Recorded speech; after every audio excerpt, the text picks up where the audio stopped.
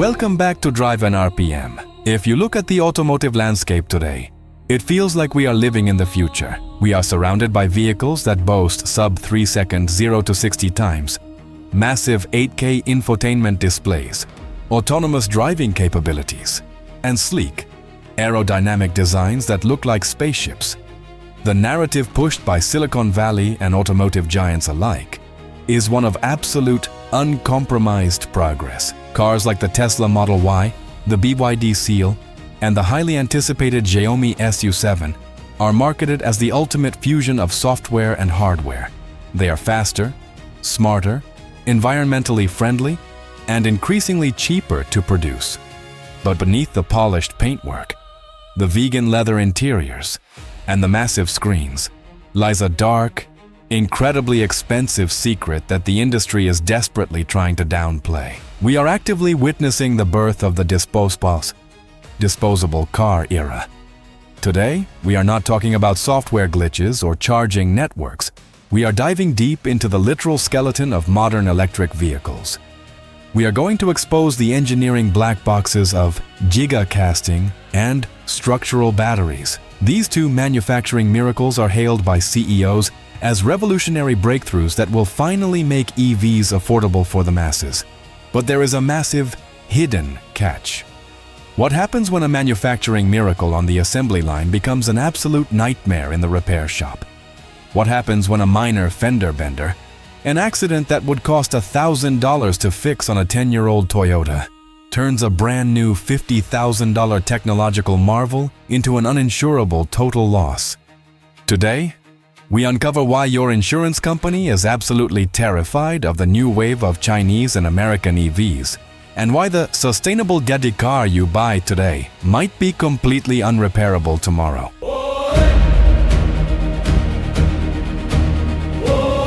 To truly grasp the magnitude of this problem, we first need to understand the absolute brilliance of the solution. For over a century, since the days of Henry Ford, building a car's chassis has fundamentally been the same process. You take hundreds of individual pieces of stamped steel and aluminum, and you use an army of robots and human workers to weld, rivet, and glue them together.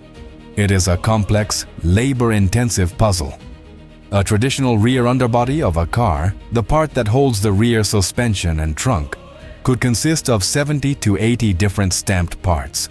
Every single joint introduces the risk of human error, and every weld adds to what engineers call tolerance stack-up. Enter the Gigapress. Pioneered by Tesla with machines built by the Italian company Idra Group, and now aggressively adopted and scaled by Chinese giants like Xiaomi, Xpeng, and NIO, Gigacasting changes the rules of physics and manufacturing. Instead of assembling 80 parts, manufacturers use giant die-casting machines. We are talking about mechanical monsters the size of a small house, exerting anywhere from 6,000 to over 9,000 tons of clamping force. Xiaomi's proprietary Hypercasting art system is a prime example of this extreme engineering. They inject specialized, custom-formulated molten aluminum alloy into a massive mold under immense pressure, and in milliseconds, out comes a single, unified rear or front structure. The engineering and financial benefits are staggering.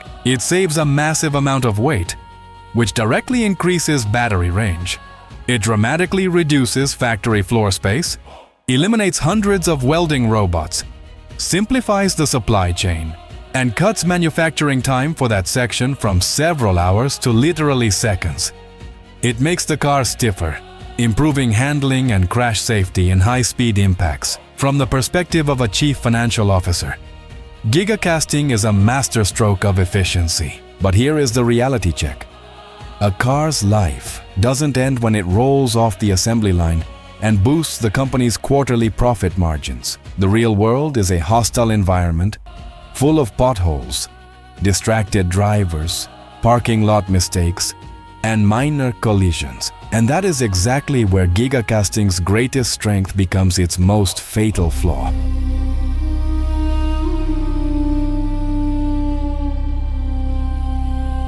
Let's ground this in reality. Imagine you are driving your brand new Gigacast EV and you get rear-ended at a stoplight at 15 miles per hour. In a traditional, stamped steel car, the kinetic energy of the impact is absorbed by a steel crash beam and specifically designed crumple zones. You take the car to a local body shop. The technicians unbolt the damaged components, drill out the spot welds, cut away the bent steel, weld in a brand new replacement section, pull the frame straight on a jig, paint it, and you're back on the road in 2 weeks. With a Gigacast car, that entire ecosystem of repair is obliterated. High-pressure die-cast aluminum is fundamentally different from traditional stamped mild steel. It is incredibly rigid and lightweight, but it is also inherently brittle. If that single, massive monolithic cast piece bends, cracks, or shatters in a collision, you cannot simply hammer it out. You cannot apply a blowtorch to heat it and bend it back into shape. Applying localized heat destroys the metallurgical integrity and the heat treatment of the surrounding aluminum, creating microscopic weak points. Welding cast aluminum in a standard body shop is notoriously difficult, incredibly inconsistent, and almost always strictly forbidden by the manufacturer's official repair procedures because it compromises the crash safety of the vehicle for the next impact. So, what is the fix?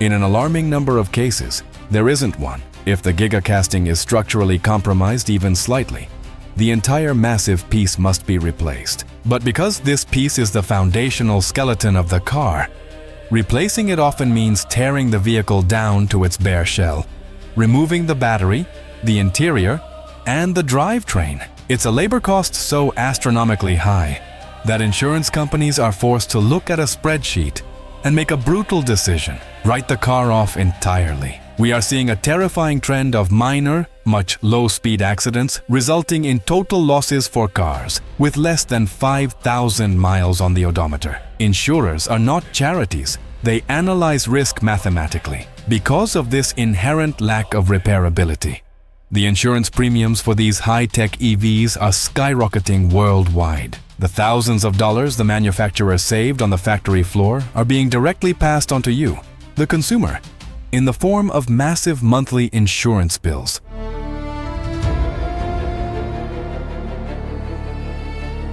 But Gigacasting is only half of the nightmare scenario. The other dominant trend taking over the industry is cell-to-chassis, CTC, or cell-to-body, CTB technology, better known to the public as structural batteries.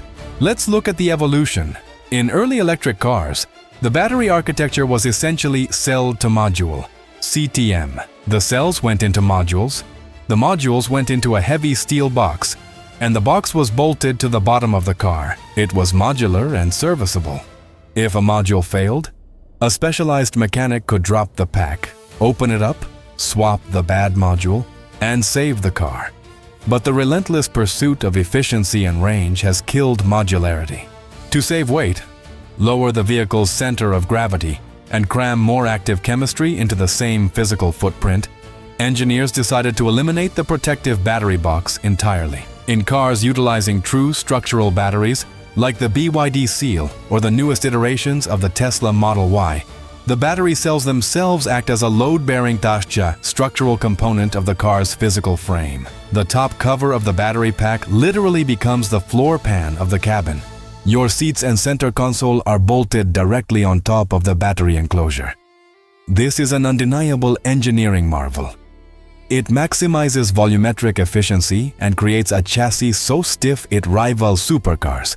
But think critically about the implications for long-term ownership and maintenance. We are taking the single most expensive, volatile, and chemically degradable component of the entire vehicle and permanently marrying it to the chassis using industrial-grade structural adhesives and expansive polyurethane foams. What happens if a piece of heavy road debris strikes the bottom of the car on the highway and puts a dent in the battery casing? What happens if a single battery cell goes bad? Or the internal cooling ribbon develops a micro-leak after 8 years of use? In a traditional system, you repair it. In a highly integrated, structural battery system, repair is practically impossible outside of a multi-million-dollar specialized factory environment. The battery is sealed and glued into a solid brick of chemistry and metal. Taking it apart safely is like trying to unbake a cake. If the structural battery suffers physical damage or internal failure, the entire pack must be swapped, a process that can cost upward of $15,000 to $20,000. If the car is out of warranty, it is financially dead. This brings us to a terrifying, inevitable conclusion about the future of the global automotive market. For over a century, cars have been considered durable goods. A well-maintained Toyota Corolla, Honda Civic, or Ford F-150 can easily be kept on the road for 20, 30, even 40 years. This longevity is supported by a robust, independent ecosystem of local mechanics, aftermarket parts, manufacturers, and scrapyards that recycle and reuse components. The new generation of electric vehicles is violently abandoning this philosophy. By combining unrepairable gigacastings with unswappable structural batteries, manufacturers are essentially building iPhones on wheels. They are incredibly advanced, beautiful, hyper-fast pieces of technology, but they have a built-in structural expiration date. They are designed for the first owner, maybe the second, but once that 8-year battery warranty expires, the financial risk of ownership becomes apocalyptic. Think about the used car market 10 years from now. The residual value cliff is going to be brutal. Who in their right mind is going to buy a decade-old, sound high-mileage EV with a structural battery that is naturally showing signs of chemical degradation? The buyer knows that a battery replacement will cost far more than the actual market value of the car, and a minor fender bender will send it straight to the crusher. We are not just looking at an economic problem. We are staring down the barrel of an impending crisis of electronic waste. In the name of sustainability and zero emissions, we are creating vehicles where perfectly good electric motors, pristine leather interiors, and high-end computers will be scrapped and shredded simply because the monolithic aluminum shell cracked or the glued-in battery pack suffered minor damage. The Bohr right-to-repair movement is being circumvented not just by software locks, but by the very physical architecture of the machine. Let's be absolutely clear. Gigacasting and structural batteries are brilliant, awe-inspiring engineering feats. They represent the biggest leap in automotive manufacturing since the assembly line. They are allowing companies like Xiaomi, BYD, and Tesla to push the boundaries of performance, efficiency, and price in a way that traditional legacy automakers are struggling to comprehend. These technologies are the primary reason EVs are finally achieving price parity with internal combustion engine cars on the showroom floor.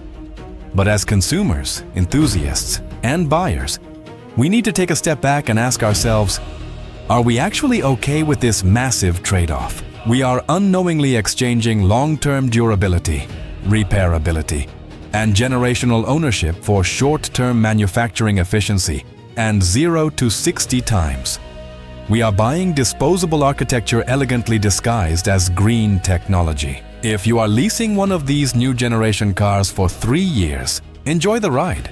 You won't have to deal with the consequences, and the technology is genuinely phenomenal. But if you are the type of person who plans to buy and hold a vehicle for a decade, or if you rely on the second-hand, used car market to afford a vehicle, you need to tread very, very carefully. The fundamental rules of car ownership have changed overnight, and the ultimate burden of cost has quietly been shifted from the high-tech assembly line directly into your driveway. What do you guys think? Is the disposable car a necessary evil to drive the cost of EVs down and push the technology forward?